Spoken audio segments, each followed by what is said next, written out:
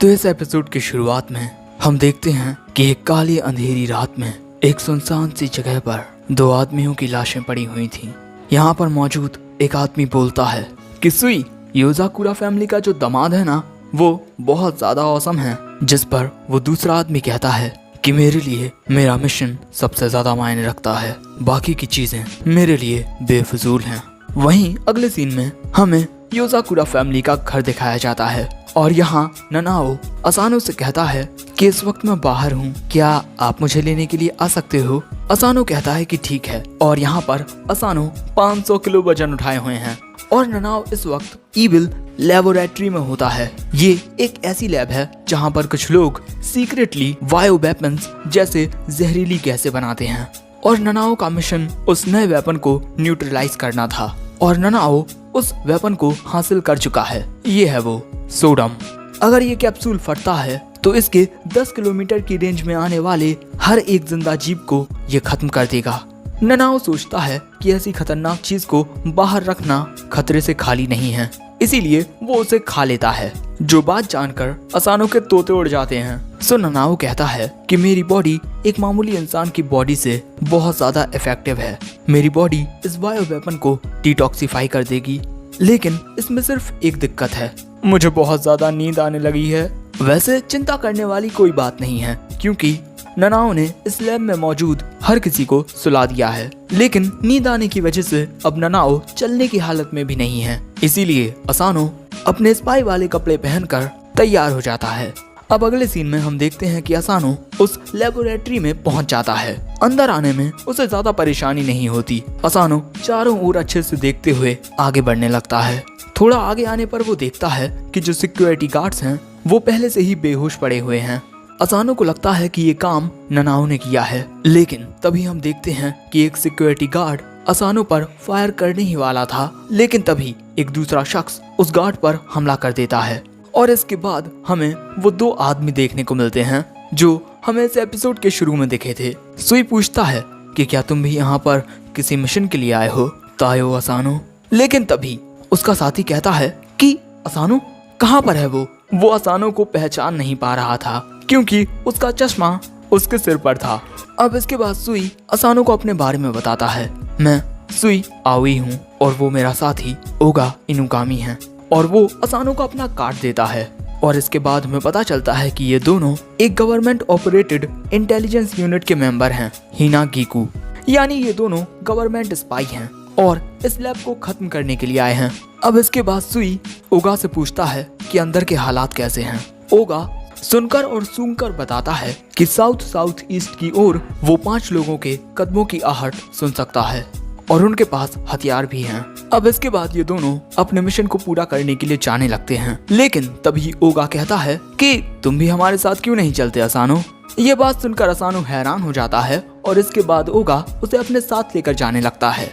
ये दोनों इनके सामने आने वाले दुश्मनों को आसानी से हराते जाते हैं। असानो भी उनकी पूरी मदद करता है। असानो की काबिलियत देखकर ओगा तो बहुत ज्यादा इम्प्रेस हो जाता है, लेकिन सुई उस पर ज्यादा ध्यान नहीं देता। इसके बाद आगे बढ़ते हुए ये तीनों एक गेट के पास पहुंचते हैं। इस कमरे के अंदर आते ही असानो को ननाओ मिल जाता है जो कि बड़े आराम से सो रहा होता है और उसे सही सलामत देखकर असानो चैन की सांस लेता है, लेकिन तभी ओगा अपनी चेन से ननाओ पर हमला कर देता है। सो असानो एक चाकू फेंक कर उस हमले को रोक देता है और इसके बाद ओगा असानो को ननाओ से दूर जाने को कहता है क्योंकि इनका मिशन ननाओ को खत्म करना है। असानो कहता है कि तुम्हारा मिशन तो लैब को तबाह करना था, ना कि इसे खत्म करना। सुई कहता है कि हम इस लैब को काफी वक्त से मॉनिटर कर रहे हैं और हमने तुम्हारी बातचीत को भी सुना है। तुम दोनों की वजह से हमारा ये मिशन बहुत ज्यादा आसान हो गया है, जिसके लिए मैं तुम्हें शुक्रिया कहता हूँ, लेकिन इसने उस वेपन को निगल लिया है जिससे ये हमारे लिए एक खतरा बन गया है। इसीलिए हमें इस लैब के साथ इसे भी खत्म करना होगा, इसीलिए अब दूर हट जाओ।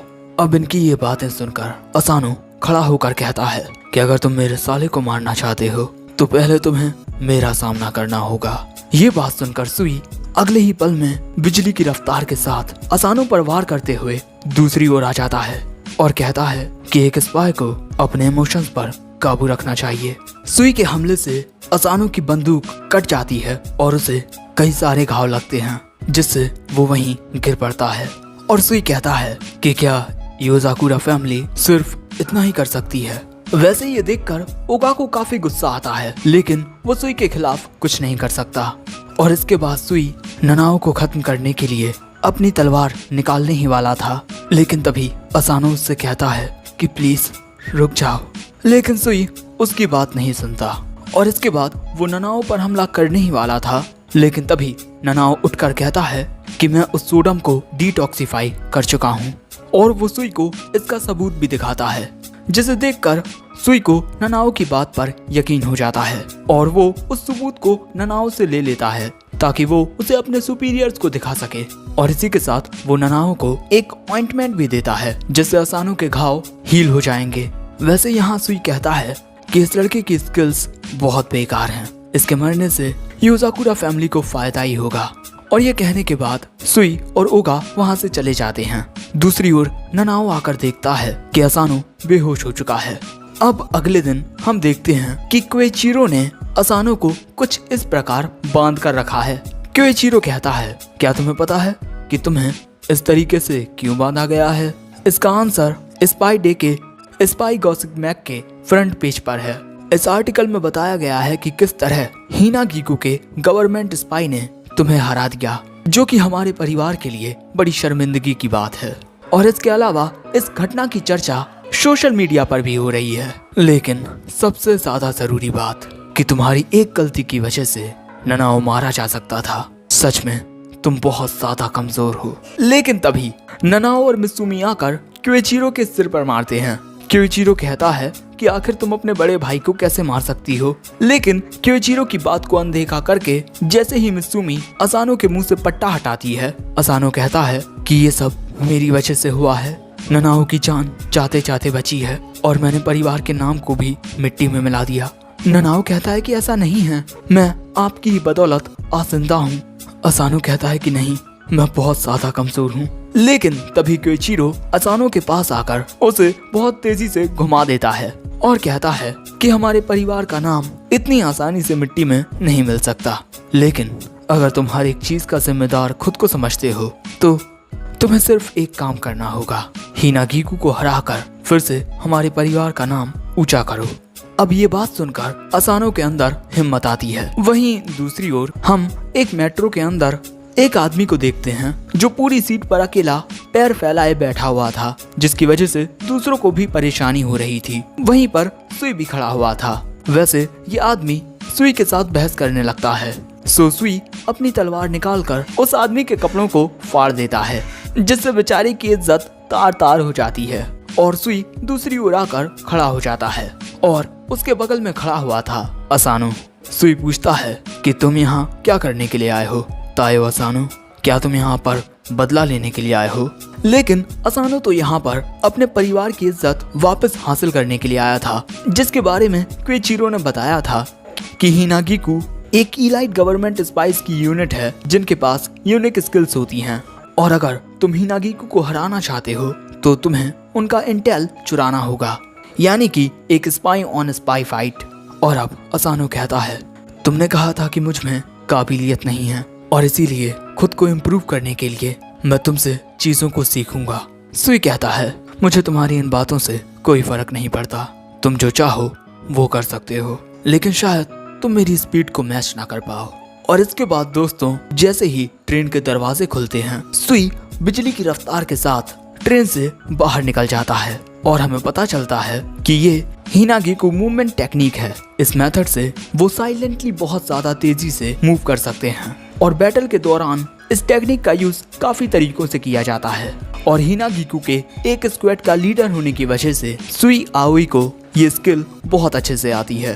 असानो सुई को सही से चलते हुए देख भी नहीं पाता, लेकिन फिर भी वो अपनी मजबूत विल पावर के साथ उसके पीछे आ जाता है। लेकिन जैसे ही सुई ये बात नोटिस करता है, वो अपनी तलवार से असानो के सभी कपड़े फाड़ देता है, जिसके बाद सुई वहां से निकल लेता है और असानो को कुछ पुलिस वाले पकड़ लेते हैं।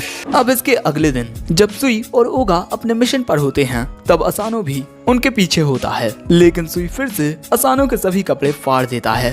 अब तीसरे दिन जब सुई खाना खा रहा था, तब भी असानो उसका पीछा कर रहा था। वैसे दोस्तों, सुई एक बिल्डिंग पर खड़ा होकर खाना खा रहा था। वो अपनी तलवार को अपनी पीठ से लगाकर बैलेंस बनाए हुए हैं, लेकिन इसके बाद वो फिर से असानो के कपड़े फाड़ देता है। अब 7वें दिन जब सुई और ओगा कुछ दुश्मनों से लड़ाई कर रहे थे, तब वहाँ पर असानो भी अपने गन से उन दुश्मनों से लड़ रहा था। और असानो की लड़ने की टेक्निक्स देखकर ओगा उससे काफी ज्यादा इम्प्रेस होता है। लेकिन तभी सुई फिर से असानो के कपड़े फाड़ देता है और उसके साथ उस आदमी के भी, जिसको असानो ने पकड़ा हुआ था। लेकिन इस बार असानो सुई के हमले से जरा बच पाता है। उसका पैंट पूरे तरीके से नहीं फटा था, जो देखकर ओगा खुश हो जाता है। लेकिन अगले ही पल में सुई अपनी तलवार के स्लैशेस से असानो के साथ साथ ओगा के भी पूरे कपड़े फाड़ देता है। वहीं घर पर ननाओ क्योइचिरो से पूछता है कि असानो कहाँ है। क्योइचिरो पत्ता गोभी काटते हुए बताता है कि वो हिनागिकु का पीछा करके काफी ज्यादा थक गया था और घर पर आते ही जमीन पर लेट गया। ननाओ कहता है तो फिर आप उसे उसके कमरे में छोड़ आए होंगे, है ना? लेकिन ऐसा कुछ भी नहीं होता। क्योइचिरो असानो के ऊपर पत्ता गोभी रखकर काट रहा था, जो देखकर ननाओ क्योइचिरो को दूर धक्का दे देता है और इसके बाद वो असानो को उठाता है और पूछता है कि आप ठीक तो हो ना? वैसे यहाँ पर असानो को भी होश आ जाता है। ननाओ उससे पूछता है कि आप खुद को इतना पुश क्यों कर रहे हो, आपकी हालत कितनी बिगड़ गई है। असानो कहता है कि मुझे मेहनत करने की जरूरत है, मैं उनके मुकाबले कुछ भी नहीं हूँ, मैं बहुत ज्यादा कमजोर हूँ, मैं उस दिन तुम्हें तक बचा ना सका। लेकिन ननाओ कहता है कि ऐसा कुछ भी नहीं है, आपने ऐसी ऐसी चीजें करके दिखाई हैं जो दूसरे सोच तक नहीं सकते। आप जैसा एक बहादुर लड़का आखिर कमजोर कैसे हो सकता है? दूसरे भले ही आपके बारे में कुछ भी कहें, लेकिन मेरी नजरों में आप बहुत ज्यादा कूल हो। लेकिन तभी क्योइचिरो बीच में आकर कहता है कि तुम गलत मत समझो ननाओ, इसे बस बार बार नंगा होने की आदत पड़ गई है। ये सुनते ही ननाओ को गुस्सा आता है और वो एक पंच मारकर क्योइचिरो को दूर उड़ा देता है। लेकिन तभी असानो कहता है कि आदत। और इसके बाद 10वें दिन और इस वक्त रात होती है। ओके, हम देखते हैं कि सुई एक पत्थर को साफ कर रहा था और वहीं पर असानो आ जाता है। ये सुई का हर दिन का काम है। सुई कहता है कि तुम इकलौते ऐसे पर्सन हो जो मुझे पूरे दिन तक फॉलो कर पाया है। वहीं असानो सोचता है कि एक ग्रेवस्टोन, आखिर ये किसकी कब्र है? अब इसके बाद सुई अपनी तलवार निकालते हुए कहता है, तुमने जो मेहनत की है मैं उसकी इज्जत करता हूँ, लेकिन तुम्हें ये बात समझनी चाहिए कि तुम मुझे कभी नहीं हरा सकते और अब मैं ये सब खत्म करने वाला हूँ। अब इसके बाद असानो और सुई एक दूसरे के आमने सामने खड़े हुए थे और इसके बाद सुई असानो पर हमला करने के लिए जाता है, लेकिन असानो सुई के हाथ को पकड़ लेता है। यहाँ पर असानो को एक आदत हो गई है, उसका शरीर ये जान जाता है कि सुई कब हमला करने वाला है, क्योंकि वो कई दफा सुई के हमलों को झेल चुका है। और भले से ही मैं सुई को हरा ना सकूं, लेकिन मैं उसका मुकाबला जरूर करूंगा। और इसके बाद असानो सुई को हवा में फेंक देता है। सुई बड़े आराम से नीचे आकर असानो की ओर देखकर मन में कहता है कि अब मुझे समझ आया कि आखिर क्यों योजाकुराज ने इसे अपनाया। वैसे दोस्तों, यहाँ पर जो ओगा होता है वो सब छुपकर देख रहा था। सुई उससे कहता है कि वो असानो के जख्मों की मरहम पट्टी कर दे। अब हम देखते हैं कि असानो के जख्मों की मरहम पट्टी हो चुकी है। ओगा असानो से कहता है, मुझे तो ये देखकर यकीन ही नहीं हुआ कि तुमने सुई के हमले को डॉज कर दिया। सुई कहता है कि इसने डॉज नहीं किया है, इसे बस मेरी आदतें समझ आ गईं। लेकिन इसका मतलब ये है कि इस बच्चे में काफी पोटेंशियल है। और ये कहने के बाद सुई वहाँ से जाने लगता है और असानो उसे बस देखता रह जाता है। अब इसके कुछ टाइम बाद लोग उस आर्टिकल के बारे में भूल जाते हैं जिसमें बताया गया था कि सुई ने असानो को किस तरीके से हरा दिया था।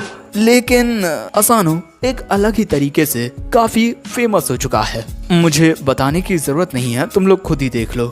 जो देखकर बेचारे के होश उड़े हुए थे। और यहाँ मित्सुमी कहती है कि चिंता मत करो, मैं तुमसे हमेशा प्यार करूंगी। असानो चिल्ला कर कहता है कि ऐसा कुछ नहीं है, ये बस एक गलतफहमी है।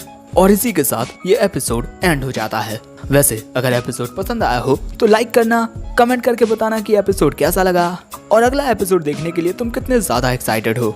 And in the end, thanks for watching, sayonara.